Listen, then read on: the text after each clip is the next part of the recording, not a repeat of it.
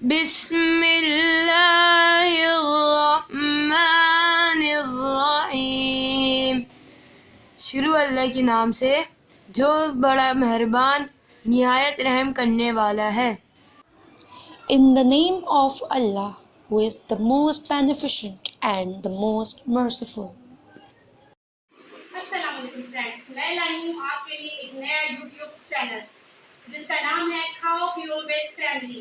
ये चैनल आपके लिए ला रहा है एक मुनफरिद अंदाज। इसमें होंगे आपकी चाची, मामी, फुफ्फो, अम्मी, भाभी सब साथ, और हम आपको सिखाएंगे अपने खानदान की रेसिपी। कभी आपने सुना होगा कि चाची आप करेले चने की दाल कब पका रही हैं, कब खिला रही हैं, या भाभी आप पुलाव बनाए तो भी हमें जरूर याद रखिएगा, और अम्मी जब दावत हो तो बस अपने हाथ की शामी कबाब खिला दिएगा। तो ये सब चीजें मैं आपके साथ शेयर करने जा रही हूँ अपनी फैमिली के साथ इस नए यूट्यूब चैनल पे जिसका नाम है खाओ पियो विद फैमिली।